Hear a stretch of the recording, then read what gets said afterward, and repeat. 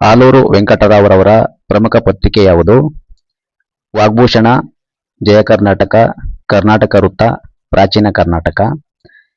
ಕನ್ನಡ ಭಾಷೆ ಸಾಹಿತ್ಯ ಬೆಳವಣಿಗೆಯನ್ನು ಪ್ರೋತ್ಸಾಹಿಸಲು 1887ರಲ್ಲಿ ಯಾವ ಸಭೆ ಸ್ಥಾಪಿತವಾಯಿತು? ಕರ್ನಾಟಕ ಭಾಷೋಜ್ಜೀವಿನಿ ಸಭಾ. ಕರ್ನಾಟಕ ಇತಿಹಾಸ ಸಂಶೋಧನಾ ಮಂಡಳಿಯನ್ನು ಯಾರು ಎಲ್ಲಿ ಯಾವಾಗ ಸ್ಥಾಪಿಸಿದರು? ಆಲೂರು ವೆಂಕಟರಾವ್, ಧಾರವಾಡ, 1914. ಆಲೂರು ವೆಂಕಟರಾಯರು ಯಾವಾಗ ಮೃತರಾದರು? 1962. ಉದಯವಾಗಲಿ ನಮ್ಮ ಚೆಲುವ ಕನ್ನಡ ನಾಡು ನಾಡಗೀತೆಯನ್ನು ರಚಿಸಿ ಆಡಿದವರಾರು? ಎಲ್ಲಿ ಪ್ರಪ್ರಥಮವಾಗಿ ಆಡಿದರು? ಉಯಿಲಗೋಳ ನಾರಾಯಣರಾಯರು, 1924ರ ಬೆಳಗಾಂ ಕರ್ನಾಟಕದ ಏಕೀಕರಣ ಸಭಾ. ರಕ್ಷಿಸು ಕನ್ನಡ ದೇವಿ ಸಂರಕ್ಷಿಸು ಕರ್ನಾಟಕ ದೇವಿ ಕದಂಬವಾದಿ ಚಾಲುಕ್ಯ ಲಕುಶ ಶೋಭಾವರನೆ ಎಂಬ ಗೀತೆಯನ್ನು ರಚಿಸಿ ಆಡಿದ ಸಾಹಿತಿ ಯಾರು? ಸಾಹಿತಿ ಶಾಂತಕವಿ. ತಾಯಿ ಬಾರೆ ಮೊಗವ ತೋರೆ ಕನ್ನಡಿಗರ ಮಾತೆಯೇ ಎಂಬ ಗೀತೆಯ ರಚನಾಕಾರರಾರು? ಮಂಗೇಶ ಪೈ. ಆರಿಸಿ ಆರಿಸಿ ಕನ್ನಡ ಬಾವುಟ ಗೀತೆ ರಚಿಸಿದವರಾರು? ಬಿ.ಎಂ. ಶ್ರೀ. ಕರ್ನಾಟಕ ಏಕೀಕರಣದ ಮೇಲೆ ಪ್ರಭಾವ ಬೀರಿದ ಕುವೆಂಪುರವರ ನಾಡಭಕ್ತಿ ಗೀತೆ ಯಾವುದು? ಜೈ ಕರ್ನಾಟಕ ಭಾರತ ತನುಜಾತೆ ಜೈ ಹೇ ಕರ್ನಾಟಕ ಮಾತೆ. ವಿಶ್ವ ಕರ್ನಾಟಕ ಪತ್ರಿಕೆಯ ಸಂಪಾದಕರಾರು? ತೀತ ಶರ್ಮಾ. ಕರ್ನಾಟಕದ ವೈಭವ ಪತ್ರಿಕೆಯ ಸಂಪಾದಕರಾರು? ಹನುಮಂತರಾವ್ ಮೊಹರೆ. ಕರ್ನಾಟಕ ವಿದ್ಯಾವರ್ಧಕ ಸಂಘವು ಎಲ್ಲಿ ಯಾವಾಗ ಸ್ಥಾಪಿತವಾಯಿತು? ಧಾರವಾಡ, 1890. ಕರ್ನಾಟಕ ವಿದ್ಯಾವರ್ಧಕ ಸಂಘದ ಪ್ರಮುಖ ಪತ್ರಿಕೆ ಯಾವುದು? ವಾಗ್ಭೂಷಣ ಪತ್ರಿಕೆ. ಕರ್ನಾಟಕ ವಿದ್ಯಾವರ್ಧಕ ಸಂಘದ ಪ್ರಮುಖ ಸದಸ್ಯರನ್ನು ಹೆಸರಿಸಿ. ಬೆನಗಲ್ ರಾಮರಾಯರು, ರಾಹ ದೇಶಪಾಂಡೆ, ಕುಲಪುರೋಹಿತ, ಆಲೂರು ವೆಂಕಟರಾಯರು. ಬೆನಗಲ್ ರಾಮರಾಯರು ಏಕೀಕರಣವನ್ನು ಕುರಿತು ಸಂಪಾದಕೀಯವನ್ನು ಬರೆಯುತ್ತಿದ್ದ ಪತ್ರಿಕೆ ಯಾವುದು? ಸುವಾಸಿನಿ. ಕನ್ನಡ ಸಾಹಿತ್ಯ ಪರಿಷತ್ ಯಾವಾಗ ಎಲ್ಲಿ ಸ್ಥಾಪಿತವಾಯಿತು? 1915 ಬೆಂಗಳೂರು. 20ನೇ ಕನ್ನಡ ಸಾಹಿತ್ಯ ಸಮ್ಮೇಳನವು ಯಾವಾಗ ಯಾರ ಅಧ್ಯಕ್ಷತೆಯಲ್ಲಿ ಜರುಗಿತು? ರಾಯಚೂರು, 1934. ಮಂಗೇಶ್ ರಾಯರು. ಕನ್ನಡ ಸಾಹಿತ್ಯ ಪರಿಷತ್ತಿನಿಂದ ಹೊರಡಿಸಿದ ಪತ್ರಿಕೆ ಯಾವುದು? ಕನ್ನಡ ನುಡಿ. ಕನ್ನಡ ಸಾಹಿತ್ಯ ಪರಿಷತ್ ತನ್ನ ಮೊದಲ ಅಧಿವೇಶನದಲ್ಲಿ ಅಂಗೀಕರಿಸಿದ ಪ್ರಮುಖ ಬೇಡಿಕೆ ಯಾವುದು? ಕರ್ನಾಟಕ ಏಕೀಕರಣದ ಬೇಡಿಕೆ. ಕರ್ನಾಟಕ ಸಭಾವು ಯಾವಾಗ ಎಲ್ಲಿ ಸ್ಥಾಪನೆಯಾಯಿತು?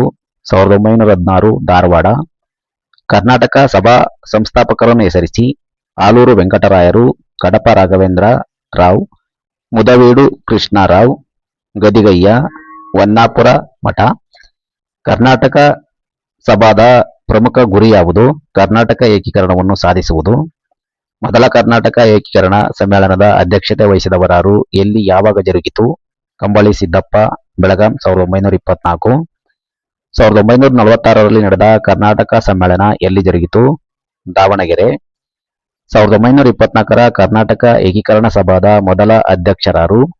ಕಡಪ ರಾಘವೇಂದ್ರ ರಾಯರು, 1924. ಹೈದರಾಬಾದ್ ಕರ್ನಾಟಕ ಪರಿಷತ್ತು ಎಲ್ಲಿ ಸ್ಥಾಪಿತವಾಯಿತು? ಅದರ ಉದ್ದೇಶವೇನು? 1934ರಲ್ಲಿ ರಾಯಚೂರಿನಲ್ಲಿ ಜರುಗಿದ 20ನೇ ಕನ್ನಡ ಸಾಹಿತ್ಯ ಸಮ್ಮೇಳನದಲ್ಲಿ ಸ್ಥಾಪಿತವಾಯಿತು. ಕರ್ನಾಟಕ ಏಕೀಕರಣ. ಹೈದರಾಬಾದ್ ಕರ್ನಾಟಕದ ಪರಿಷತ್ತಿನ ಸಮ್ಮೇಳನಗಳು ಜರುಗಿದ 2 ಸ್ಥಳಗಳನ್ನು ತಿಳಿಸಿ. ಹೈದರಾಬಾದ್, ಬೀದರ್, ಸುರಪುರ. ಕರ್ನಾಟಕ ಏಕೀಕರಣ ಚಳುವಳಿಯ ಪ್ರಮುಖ ಕೇಂದ್ರ ಹೆಸರಿಸಿ. ಧಾರವಾಡ. ಕರ್ನಾಟಕದ ಏಕೀಕರಣ ಮಹಾ ಸಮಿತಿಯು ಯಾವಾಗ ರಚನೆಯಾಯಿತು? ಅದರ ಮೊದಲ ಅಧ್ಯಕ್ಷನಾರು? 1947 ಎಸ್ ನಿಜಲಿಂಗಪ್ಪನವರು. 1947ರ ಏಕೀಕರಣ ಮಹಾಸಮಿತಿಯ 2 ಕಾರ್ಯದರ್ಶಿಗಳನ್ನು ತಿಳಿಸಿ. ಅಂದಾನಪ್ಪ ದೊಡ್ಡಮೇಟಿ, ಶ್ರೀನಿವಾಸರಾಯರು. ಯಾವಾಗ ಯಾರ ಅಧ್ಯಕ್ಷತೆಯಲ್ಲಿ ಕಾಸರಗೋಡಿನಲ್ಲಿ ಕರ್ನಾಟಕ ಏಕೀಕರಣ ಸಮ್ಮೇಳನ ಜರುಗಿತು? 1947 ಆರ್. ದಿವಾಕರ್. ಏಕೀಕರಣಕ್ಕಾಗಿ ಕಾರಣೀಭೂತರಾದ ಸಾಹಿತಿಗಳನ್ನು ಹೆಸರಿಸಿ. Deputy Channabasappa, Aluru Venkatarao, Benagal Ramarao, Uyilagola Narayanarao, B M. ಶ್ರೀಕಂಠಯ್ಯ, ಕುವೆಂಪು, ಶಾಂತಕವಿ, ಮಂಗೇಶ್ ಪೈ. ಕನ್ನಡ ಸಾಹಿತ್ಯ ಪರಿಷತ್ತಿನ ಪ್ರಮುಖ ಉದ್ದೇಶಗಳಾವುವು? ರಾಜ್ಯದಲ್ಲಿ ಕನ್ನಡ ಭಾಷೆಗೆ ಪ್ರಮುಖ ಸ್ಥಾನ ಲಭಿಸುವಂತೆ ಮಾಡುವುದು. ಕನ್ನಡ ಭಾಷೆಯುಳ್ಳ ಪ್ರದೇಶಗಳ ಪ್ರತ್ಯೇಕ ರಾಜ್ಯ ಸ್ಥಾಪಿಸುವುದು. ಕನ್ನಡ ಸಾಹಿತ್ಯ ಪರಿಷತ್ನ ಧ್ಯೇಯೋದ್ದೇಶಗಳಿಗೆ ಶ್ರಮಿಸಿದವರನ್ನು ತಿಳಿಸಿ. ಆಲೂರು ವೆಂಕಟರಾಯರು, ಮುದಬೀಡು ಕೃಷ್ಣರಾಯರು, ಫಾಗು ಅಳಕಟ್ಟ ಬೆನಗಲ್ ರಾಮರಾಯರು, ಕೆ. ರಾಜಗೋಪಾಲಕೃಷ್ಣರಾಯರು, Tammappanna, Bikkodu, H. A. Nanjundaiah, K. C. Puttanna Chetty, Karpura ಶ್ರೀನಿವಾಸರಾಯರು, M. Kantaraje Aras, M. Venkatakrishnaiah, R. Rao Bahadur, Narasimhacharya. Karnataka ಏಕೀಕರಣ ಚಳವಳಿಯಲ್ಲಿ ಜನರಲ್ಲಿ ದೇಶಾಭಿಮಾನ ಮೂಡಿಸಿದ ಪ್ರಮುಖ ಪತ್ರಿಕೆಗಳನ್ನು ತಿಳಿಸಿ. ಸತ್ಯಾಗ್ರಹಿ, ಕರ್ಮವೀರ, ತರುಣ, ಕರ್ನಾಟಕ ಸಂಯುಕ್ತ, ಕರ್ನಾಟಕ ಸಾಧನ, ಕೊಡಗು, ಕನ್ನಡ ಧುರೀಣ, ಕಾನಾಡ ವೃತ್ತ, ಕರ್ನಾಟಕ ಕೇಸರಿ, ಪ್ರಜಾಮತ, ಚಿತ್ತಗುಪ್ತ, ತಾಯಿನಾಡು, ವೀರಕೇಸರಿ, ವಿಶ್ವ ಕರ್ನಾಟಕ, ಕರ್ನಾಟಕ ವೈಭವ, ಶುಭೋದಯ, ಕನ್ನಡ ಸಾಹಿತ್ಯ, ವಿಶ್ವ ಕರ್ನಾಟಕ ಪತ್ರಿಕೆ, ಕರ್ನಾಟಕ ವೃತ್ತ, ನವ ಕರ್ನಾಟಕ, ನವಭಾರತ, ಸ್ವತಂತ್ರ ಕರ್ನಾಟಕ, ಪ್ರಬುದ್ಧ ಕರ್ನಾಟಕ, ಕನ್ನಡ ನುಡಿ, ರಾಷ್ಟ್ರಬಿಂದು, ಪ್ರಪಂಚ, ಜ್ಞಾನಬೋಧಕ, ರಾಜಹಂಸ, ಚಂದ್ರೋದಯ. ಕನ್ನಡ ಸಾಹಿತ್ಯ ಪರಿಷತ್ತನ್ನು ಕುರಿತು ಬರೆಯಿರಿ. ಕರ್ನಾಟಕ ಏಕೀಕರಣದಲ್ಲಿ ಕನ್ನಡ ಸಾಹಿತ್ಯ ಪರಿಷತ್ ಮಹತ್ವದ ಪಾತ್ರವನ್ನು ವಹಿಸಿದ ಸಾಹಿತ್ಯ ಸಾಂಸ್ಕೃತಿಕ ಸಂಸ್ಥೆಯಾಗಿದೆ. ಇದನ್ನು ನಾಲ್ವಡಿ ಕೃಷ್ಣರಾಜ ಒಡೆಯರ ದಿವಾನರಾದ ಸರ್ ಎಂ ವಿಶ್ವೇಶ್ವರಯ್ಯನವರು ಬೆಂಗಳೂರಿನಲ್ಲಿ 1915ರಲ್ಲಿ ಸ್ಥಾಪಿಸಿದರು. ಮುಂದಿನ ಪ್ರಮುಖ ಉದ್ದೇಶಗಳನ್ನೊಳಗೊಂಡಿತ್ತು. 1. ಕನ್ನಡ ಭಾಷೆ ಮತ್ತು ಸಾಹಿತ್ಯದ ಎಲ್ಲ ಮುಖಗಳ ಬೆಳವಣಿಗೆ.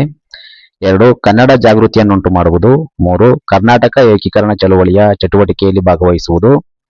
ಆಲೂರು ವೆಂಕಟರಾಯರು, ಬೆನಗಲ್ ರಾಮರಾಯರು, ಗಂಗಾಧರರಾವ್ ದೇಶಪಾಂಡೆ, ತೀತಾ ಶರ್ಮಾ ಈ ಎಲ್ಲ ನಾಯಕ ಮಣಿಗಳ ಸದಸ್ಯರನ್ನೊಂದಿದ್ದ ಈ ಕನ್ನಡ ಸಾಹಿತ್ಯ ಪರಿಷತ್ತು ಅಖಿಲ ಕರ್ನಾಟಕ ಸಂಸ್ಥೆಯಾಗಿ ತನ್ನ ಮೊದಲ ವಾರ್ಷಿಕ ಸಮ್ಮೇಳನದಲ್ಲಿ ಕರ್ನಾಟಕ ಏಕೀಕರಣ ಬೇಡಿಕೆಯನ್ನು ಅಂಗೀಕರಿಸಿದ್ದಲ್ಲದೆ ತನ್ನ ಎಲ್ಲಾ ವಾರ್ಷಿಕ ಸಮ್ಮೇಳನಗಳ ಮೂಲಕ ಏಕೀಕರಣಕ್ಕಾಗಿ ತನು ಮನ ಧನವನ್ನು ಅರ್ಪಿಸಿತು. ಇದು ತನ್ನ ಕನ್ನಡ ನುಡಿ ಎಂಬ ಪತ್ರಿಕೆಯಲ್ಲಿ ತನ್ನ ಕಾರ್ಯ ಚಟುವಟಿಕೆಗಳನ್ನು ಬಿಂಬಿಸಿತು. ಏಕೀಕರಣ ಚಳವಳಿಯಲ್ಲಿ ಕರ್ನಾಟಕ ಸಭಾದ ಪಾತ್ರವನ್ನು ಕುರಿತು ಬರೆಯಿರಿ. ಕರ್ನಾಟಕ ಏಕೀಕರಣದ ಚಳವಳಿಯಲ್ಲಿ ತೊಡಗಿಸಿಕೊಂಡಿದ್ದ ಕರ್ನಾಟಕ ಸಭಾದ ಪಾತ್ರವು ಅಮೋಘವಾಗಿತ್ತು.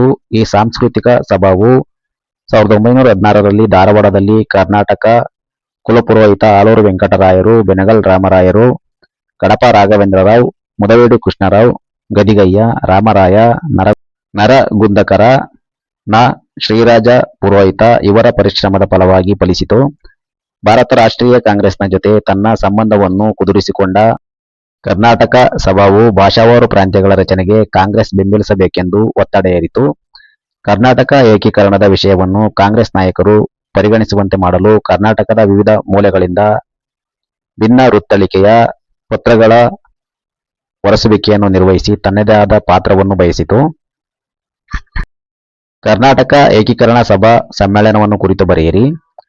ಕರ್ನಾಟಕ ಏಕೀಕರಣದ ಸಭಾ ಸಮ್ಮೇಳನ 1924 ಕರ್ನಾಟಕ ಏಕೀಕರಣ ಚಳವಳಿಯಲ್ಲಿ ಪ್ರಮುಖ ಪಾತ್ರ ವಹಿಸಿದ ಸಾಂಸ್ಕೃತಿಕ ಸಂಸ್ಥೆಯಾದ ಕರ್ನಾಟಕ ಏಕೀಕರಣ ಸಮ್ಮೇಳನವು 1924ರ ಬೆಳಗಾಂ ಕಾಂಗ್ರೆಸ್ ಅಧಿವೇಶನದ ಸಂದರ್ಭದಲ್ಲಿ ಸಿದ್ದಪ್ಪ ಕಂಬಳಿಯವರ ಅಧ್ಯಕ್ಷತೆಯಲ್ಲಿ ಜರುಗಿತು. ಈ ಸಮಾವೇಶದಲ್ಲಿ ಕನ್ನಡ ನಾಡು ನುಡಿಗಾಗಿ ಶ್ರಮಿಸುತ್ತಿದ್ದ ಉಯಿಲಗೋಳ ನಾರಾಯಣರಾಯರು ತಾವೇ ರಚಿಸಿದ ಉದಯವಾಗಲಿ ನಮ್ಮ ಚೆಲುವ ಕನ್ನಡ ನಾಡು ಎಂಬ ಕವನವನ್ನು ಹಾಡಿದರು. ಏಕೀಕರಣ ಸಮ್ಮೇಳನ ಸಂದರ್ಭದಲ್ಲಿ ಕಡಪ ರಾಘವೇಂದ್ರರಾಯರು ಪ್ರಯತ್ನದಿಂದ ಕರ್ನಾಟಕ ಏಕೀಕರಣ ಸಭಾ ಎಂಬ ಸಂಸ್ಥೆಯಾಗಿ ಪರಿವರ್ತಿತವಾಯಿತು. ಇದರ ಆಶ್ರಯದಲ್ಲಿ 1926ರಿಂದ 1947ರವರೆಗೆ 2 ವರ್ಷಗಳಿಗೊಮ್ಮೆ ನಾಡು ನುಡಿಗಾಗಿ ಏಕೀಕರಣ ಸಾಧಿಸುವ ನಿಟ್ಟಿನಲ್ಲಿ ಸಮ್ಮೇಳನಗಳನ್ನು ನಡೆಸಲಾಯಿತು. ಮುಂದೆ ಇದು ಕರ್ನಾಟಕ ಏಕೀಕರಣ ಸಂಘವಾಗಿ ತನ್ನ ಆರಂಭದಲ್ಲಿಯೇ 1927ರಲ್ಲಿ ಜರುಗಿದ ಮುಂಬೈ ಕಾಂಗ್ರೆಸ್ ಅಧಿವೇಶನದಲ್ಲಿ ಕಾಂಗ್ರೆಸ್ ಕರ್ನಾಟಕ ಪ್ರಾಂತ್ಯ ರಚನೆಯ ಗೊತ್ತುವಳಿಯ ಬೇಡಿಕೆಯನ್ನು ಸ್ವೀಕರಿಸುವಂತೆ ಮಾಡಿತು. ಕರ್ನಾಟಕ ಏಕೀಕರಣದಲ್ಲಿ ಸಾಹಿತಿಗಳ ಹಾಗೂ ಪತ್ರಿಕೆಗಳ ಪಾತ್ರವನ್ನು ಕುರಿತು ಬರೆಯಿರಿ. ಕರ್ನಾಟಕ ಏಕೀಕರಣ ಚಳವಳಿಯಲ್ಲಿ ಸಾಹಿತಿಗಳು, ಬರಹಗಾರರು, ಲೇಖಕರು, ಕನ್ನಡ ನಾಡಿನ ಕವಿಗಳು ಹಾಗೂ ಹಲವು ಪತ್ರಿಕೆಗಳು ಪ್ರಮುಖ ಪಾತ್ರವನ್ನು ವಹಿಸಿದೆ. ಸಾಹಿತಿಗಳ ಪಾತ್ರ. ಏಕೀಕರಣ ರೂಪಿಕೆಯಲ್ಲಿ ಕನ್ನಡ ನಾಡಿನ ಕವಿಗಳು, ಲೇಖಕರು, ಸಾಹಿತಿಗಳು, ಬರಹಗಾರರು ತಮ್ಮದೇ ಬರವಣಿಗೆಯ ಮೂಲಕ ಫಲಕಾರಿಯಾಗಿದ್ದಾರೆ. 1858ರಲ್ಲಿ ಧಾರವಾಡದ ತೀಕ್ಷ್ಣಾಧಿಕಾರಿಯಾಗಿದ್ದ ಡೆಪ್ಯೂಟಿ ಚನ್ನಬಸಪ್ಪನವರು ಕನ್ನಡ ಶಾಲೆಗಳ ಸ್ಥಾಪನೆ, ಕನ್ನಡ ಕೃತಿ ರಚನೆಗೆ ಪ್ರೋತ್ಸಾಹ, ಆಡಳಿತದಲ್ಲಿ ಕನ್ನಡ ಬಳಕೆ ಮೊದಲಾದ ಕಾರ್ಯಗಳನ್ನು ಮಾಡಿದರು. ಬೆನಗಲ್ ರಾಮರಾಯರು ಮತ್ತು ನ್ಯಾಯಮೂರ್ತಿ ಸೆಟ್ಲೂರರು ಏಕೀಕರಣದ ಉದ್ದೇಶದ ಮಹತ್ವವನ್ನು ಕುರಿತು ಜನರಿಗೆ ತಮ್ಮ ಉಪನ್ಯಾಸದ ಮೂಲಕ ಏಕೀಕರಣದಲ್ಲಿ ಪಾಲ್ಗೊಳ್ಳುವಂತೆ ಮಾಡಿದರು. ಕರ್ನಾಟಕದ ಸಾಂಸ್ಕೃತಿಕ ಪರಂಪರೆಯ ಬಗ್ಗೆ ಸಂಶೋಧಿಸಿ ಪರಿಚಯಿಸಿದ ವಿದ್ವಾಂಸರಾದ ಫ್ಲೀಟ್ ರೈಸ್, ಕಿಟಲ್ ನರಸಿಂಹಾಚಾರ್ ಮೊದಲಾದವರು ಪ್ರಮುಖರು. ಉತ್ತರ ಕರ್ನಾಟಕದಲ್ಲಿನ ಏಕೀಕರಣದ ಚಳುವಳಿಯ ಕೇಂದ್ರವಾದ ಧಾರವಾಡದಲ್ಲಿ ಆಂಗ್ಲ ಅಧಿಕಾರಿ ಎಲಿಯಟ್ಟರು ಕನ್ನಡ ಶಾಲೆಯನ್ನು ಸ್ಥಾಪಿಸಿದರು. ಕರ್ನಾಟಕದ ಏಕೀಕರಣಕ್ಕಾಗಿ ಹಗಲಿರುಳು ಅವಿಶ್ರಾಂತವಾಗಿ ಶ್ರಮಿಸಿದವರಲ್ಲಿ ಕನ್ನಡ ಕುಲಪುರೋಹಿತ ಆಲೂರು ವೆಂಕಟರಾಯರು ಪ್ರಮುಖರಾಗಿದ್ದು, ತಮ್ಮ ಕರ್ನಾಟಕ ಗತವೈಭವ, ಕರ್ನಾಟಕ ವೀರರತ್ನಗಳು ಹಾಗೂ ವಾಗ್ಭೂಷಣ ಪತ್ರಿಕೆಗಳ ಮೂಲಕ ಕನ್ನಡಿಗರ ಭವ್ಯ ಸಂಸ್ಕೃತಿಯ ಬಗ್ಗೆ ಪರಿಚಯಿಸಿಕೊಟ್ಟು ಕನ್ನಡಿಗರಲ್ಲಿ ಆತ್ಮಶಕ್ತಿ ಮತ್ತು ಸ್ವಾಭಿಮಾನವನ್ನು ಮೂಡಿಸಿದರು. ಇವರು ಕನ್ನಡ ಭಾಗಗಳು ಒಂದುಗೂಡಿ ಆ ನಾಡಿಗೆ ಕರ್ನಾಟಕ ಎಂಬ ಹೆಸರು ಬರಬೇಕೆಂದು ಹೇಳಿದರು. ಪ್ರತಿಭಾವಂತ ಬರಹಗಾರರು, ಪತ್ರಿಕೋದ್ಯಮಿಗಳೂ ಆದ ಬೆನಗಲ್ ರಾಮರು ಸುವಾಸಿನಿ ಎಂಬ ಮಾಸಪತ್ರಿಕೆಯಲ್ಲಿ ಕನ್ನಡ ನಾಡು ನುಡಿ ಕುರಿತು ಲೇಖನ ಹಾಗೂ ಸಂಪಾದಕೀಯಗಳನ್ನು ಬರೆದರು. ಕರ್ನಾಟಕ ಏಕೀಕರಣದ ರೂಪಿಕೆಯಲ್ಲಿ ಕನ್ನಡದ ಹಲವಾರು ಪ್ರಸಿದ್ಧ ಕವಿಗಳು ತಮ್ಮ ನಾಡಭಕ್ತಿಗೀತೆ ಹಾಗೂ ಕವನಗಳ ಮೂಲಕ ಜನತೆಗೆ ಸ್ಫೂರ್ತಿ ನೀಡಿದರು.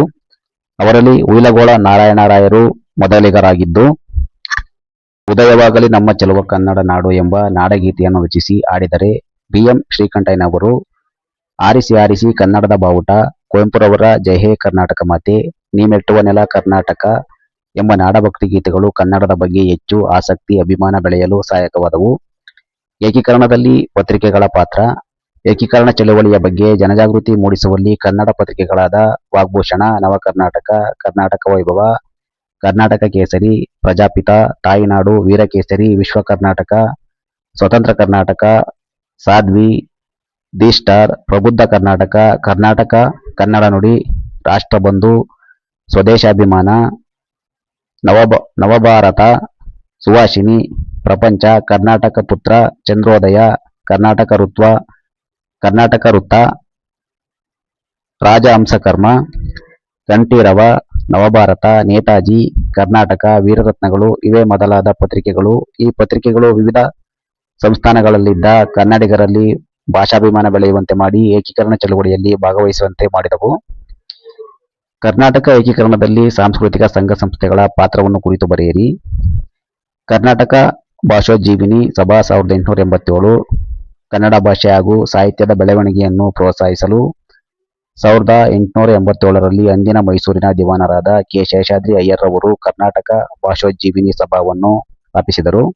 ಇದು ಮುಂದೆ ಕರ್ನಾಟಕದ ಏಕೀಕರಣ ಚಳವಳಿಯಲ್ಲಿ ಅಮೋಘವಾದ ಪಾತ್ರವನ್ನು ವಹಿಸಿದರು.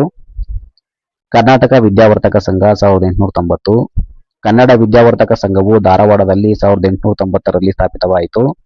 ತನ್ನ ಸದಸ್ಯರುಗಳಾದ ಬೆನಗಲ್ ರಾಮರಾಯರು, ರಾ. ದೇಶಪಾಂಡೆ, ಆಲೂರು ವೆಂಕಟರಾಯರು ಇವರುಗಳನ್ನೊಂದಿ ಕನ್ನಡ ಭಾಷೆಯ ಅಭಿವೃದ್ಧಿ, ಕರ್ನಾಟಕ ಸ್ವತಂತ್ರ ಮತ್ತು ಏಕೀಕರಣ ಹೊಂದಲು ಶ್ರಮಿಸಿತು. ಈ ಸಂಘದ ಪತ್ರಿಕೆಯಾಗಿ ಹೊರಡಿಸಿದ ವಾಗ್ಭೂಷಣದಲ್ಲಿ ಬೆನಗಲ್ ರಾಮರಾಯರು ಏಕೀಕರಣವನ್ನು ಕುರಿತು ಹಲವಾರು ಲೇಖನಗಳನ್ನು ಬರೆದರು. ಕರ್ನಾಟಕ ಇತಿಹಾಸ ಸಂಶೋಧನಾ ಮಂಡಳಿ 1914 ಆಲೂರು ವೆಂಕಟರಾಯರು 1914ರಲ್ಲಿ ಧಾರವಾಡದಲ್ಲಿ ಕರ್ನಾಟಕ ಇತಿಹಾಸ ಸಂಶೋಧನಾ ಮಂಡಳಿಯನ್ನು ಸ್ಥಾಪಿಸಿದರು. ಇದು ತನ್ನ ಕಾರ್ಯಚಟುವಟಿಕೆಯ ಮೂಲಕ ಕರ್ನಾಟಕದ ಸಾಂಸ್ಕೃತಿಕ ಪರಂಪರೆಯನ್ನು ಜನತೆಗೆ ಪರಿಚಯಿಸಿ ಕನ್ನಡಿಗರಲ್ಲಿ ಕನ್ನಡದ ಬಗ್ಗೆ ಅಭಿಮಾನ ಮೂಡಿಸಿತು. ಏಕೀಕರಣ ರೂಪಿಕೆಗೆ ಪ್ರಮುಖ ಪಾತ್ರ ವಹಿಸಿತು. ಕನ್ನಡ ಸಾಹಿತ್ಯ ಪರಿಷತ್ತು 1915 ಸರ್ ಎಂ ವಿಶ್ವೇಶ್ವರಯ್ಯನವರು 1915ರಲ್ಲಿ ಬೆಂಗಳೂರಿನಲ್ಲಿ ಕನ್ನಡ ಸಾಹಿತ್ಯ ಪರಿಷತ್ತನ್ನು ಸ್ಥಾಪಿಸಿದರು. ಕನ್ನಡ ಭಾಷೆ ಮತ್ತು ಸಾಹಿತ್ಯದ ಸರ್ವಮುಖ ಬೆಳವಣಿಗೆಗೆ, ಕನ್ನಡ ಜಾಗೃತಿ ಹಾಗೂ ಕರ್ನಾಟಕದ ಏಕೀಕರಣದ ಮಹತ್ ಕಾರ್ಯಗಳನ್ನು ಸಾಧಿಸುವ ಉದ್ದೇಶಗಳನ್ನು ಹೊಂದಿತ್ತು. ಈ ಸಂಸ್ಥೆ ಪತ್ರಿಕೆಯಾದ ಕನ್ನಡ ನುಡಿಯ ಮೂಲಕ ತನ್ನ ಬೇಡಿಕೆಯನ್ನು ಮಂಡಿಸಿತು. ಇದರ ಮೊದಲ ಅಧಿವೇಶನವು ಕರ್ನಾಟಕದ ಏಕೀಕರಣ ಬೇಡಿಕೆಯನ್ನು ಅಂಗೀಕರಿಸಿತು. ಮುಂದೆ ಇದು ಅಖಿಲ ಕರ್ನಾಟಕ ಕನ್ನಡ ಸಾಹಿತ್ಯ ಪರಿಷತ್ತಾಗಿ ವಾರ್ಷಿಕ ಸಮ್ಮೇಳನಗಳ ಮೂಲಕ ಏಕೀಕರಣಕ್ಕಾಗಿ ಶ್ರಮಿಸಿತು. ಕರ್ನಾಟಕ ಸಭಾ 1916 ಆಲೂರು ವೆಂಕಟರಾಯರು, ಕಡಪ ರಾಘವೇಂದ್ರರಾವ್, ಮುದವೇಡು ಕೃಷ್ಣರಾವ್ ಮತ್ತು ಗದಿಗಯ್ಯ ಹೊನ್ನಾಪುರ ಮಠ ಇವರುಗಳು ಶ್ರಮದ ಫಲವಾಗಿ 1916ರಲ್ಲಿ ಧಾರವಾಡದಲ್ಲಿ ಫಲಿಸಿದ ಇದು ಕರ್ನಾಟಕ ಏಕೀಕರಣ ಸಾಧನೆಯನ್ನು ಮುಖ್ಯ ಗುರಿಯನ್ನಾಗಿಸಿಕೊಂಡು ಭಾರತ ರಾಷ್ಟ್ರೀಯ ಕಾಂಗ್ರೆಸ್ನೊಂದಿಗೆ ಸಂಬಂಧವನ್ನೊಂದಿದ್ದ 5 ಭಾಷಾವಾರು ಪ್ರಾಂತ್ಯಗಳ ರಚನೆಗೆ ಕಾಂಗ್ರೆಸ್ ಬೆಂಬಲಿಸಬೇಕೆಂದು ಪ್ರಭಾವ ಬೀರಿದ್ದಲ್ಲದೆ ಕರ್ನಾಟಕ ಏಕೀಕರಣದ ವಿಷಯಗಳನ್ನು ಅದು ಒಪ್ಪಿಕೊಳ್ಳುವಂತೆ ವಿವಿಧ ಮೂಲೆಗಳಿಂದ ಭಿನ್ನಹ ಪತ್ರಗಳನ್ನು ಬರೆಸುತ್ತಿತ್ತು. ಕರ್ನಾಟಕ ಏಕೀಕರಣ ಸಮ್ಮೇಳನ 1924 1924ರ ಬೆಳಗಾಂ ಅಧಿವೇಶನದ ಗಾಂಧೀಜಿಯವರ ಅಧ್ಯಕ್ಷತೆಯಲ್ಲಿ ಕರ್ನಾಟಕದ ಏಕೀಕರಣ ಬಗ್ಗೆ ದೀರ್ಘ ಚರ್ಚೆಗಳಾದವು. ಇದೇ ಕರ್ನಾಟಕ ಸಭಾವು ಕರ್ನಾಟಕ ಏಕೀಕರಣ ಸಭಾವಾಗಿ ಪರಿವರ್ತಿತವಾಗಿದ್ದು, ಇದರ ಏಕೀಕರಣ ಸಮ್ಮೇಳನವು ಸಿದ್ದಪ್ಪ ಕಂಬಳಿಯವರ ನೇತೃತ್ವದಲ್ಲಿ ಜರುಗಿತು. ಉಯಿಲಗೊಳ ನಾರಾಯಣರಾವರು ಉದಯವಾಗಲಿ ನಮ್ಮ ಚೆಲುವ ಕನ್ನಡ ನಾಡು ಎಂಬ ನಾಡಗೀತೆಯನ್ನು ರಚಿಸಿ ಈ ಸಮ್ಮೇಳನದಲ್ಲಿ ಹಾಡಿದರು. ಈ ಸಭೆಯು 1926ರಿಂದ 1947ರವರೆಗೆ ಎರಡೆರಡು ವರ್ಷಗಳಿಗೊಮ್ಮೆ ಸಮ್ಮೇಳನ ನಡೆಸಿತು. ಮುಂದೆ ಇದು ಕರ್ನಾಟಕ ಏಕೀಕರಣ ಸಂಘವಾಗಿ ಬದಲಾಯಿತು. ಈ ಸಂಘದ ಪ್ರಯತ್ನದಿಂದಾಗಿ 1927ರ ಮುಂಬೈ ಕಾಂಗ್ರೆಸ್ ಅಧಿವೇಶನವು ಕರ್ನಾಟಕ ಪ್ರಾಂತ್ಯ ರಚನೆಯ ಗೊತ್ತುವಳಿಯನ್ನು ಪಾಸು ಮಾಡಿತು. ಕರ್ನಾಟಕ ಏಕೀಕರಣ ಮಹಾಸಮಿತಿ 1947 ಎಸ್. ನಿಜಲಿಂಗಪ್ಪನವರು ಅಧ್ಯಕ್ಷರಾಗಿ ಮತ್ತು ಅಂದಾನಪ್ಪ ದೊಡ್ಡಮೇಟಿ ಹಾಗೂ ಮಂಗಲವಾಡದ ಶ್ರೀನಿವಾಸ ರಾಯರನ್ನು ಕಾರ್ಯದರ್ಶಿಗಳನ್ನಾಗಿ ಹೊಂದಿ 1947ರಲ್ಲಿ ಸ್ಥಾಪಿತವಾದ ಕರ್ನಾಟಕ ಏಕೀಕರಣ ಮಹಾಸಮಿತಿಯ ಕರ್ನಾಟಕದಾದ್ಯಂತ ಸಂಚರಿಸಿ ಏಕೀಕರಣ ಚಳುವಳಿಯನ್ನು ಪ್ರಚಾರ ಮಾಡಿತು. 1947ರಲ್ಲಿ ಕಾಸರಗೋಡಿನಲ್ಲಿ ನಡೆದ ಕರ್ನಾಟಕ ಏಕೀಕರಣ ಸಮ್ಮೇಳನದ ಅಧ್ಯಕ್ಷರಾದ ಆರ್. ಆರ್. ದಿವಾಕರ್ ತಮ್ಮ ಭಾಷಣದಲ್ಲಿ ಭಾರತವು ಸ್ವತಂತ್ರಗೊಂಡರೂ ಕರ್ನಾಟಕ ಏಕೀಕರಣ ಸಾಧಿಸದೇ ಇರುವುದರ ಬಗ್ಗೆ ವಿರೋಧ ವ್ಯಕ್ತಪಡಿಸಿದರು. ವಿಡಿಯೋ ಇಷ್ಟ ಆದರೆ ಲೈಕ್ ಮಾಡಿ, ಶೇರ್ ಮಾಡಿ, ಸಬ್ಸ್ಕ್ರೈಬ್ ಮಾಡಿ. ಕನ್ನಡ ಕುಲಪುರೋಹಿತರು ಎಂದು ಯಾರನ್ನು ಕರೆಯುತ್ತಿದ್ದರು? ಆಲೂರು ವೆಂಕಟರಾವ್. ಆಲೂರು ವೆಂಕಟರಾವ್ರ 2 ಗ್ರಂಥಗಳನ್ನು ಹೆಸರಿಸಿ. ಕರ್ನಾಟಕ ಗತವೈಭವ, ಕರ್ನಾಟಕ ವೀರರತ್ನಗಳು, ಕರ್ನಾಟಕ ತತ್ವವಿಕಾಸ.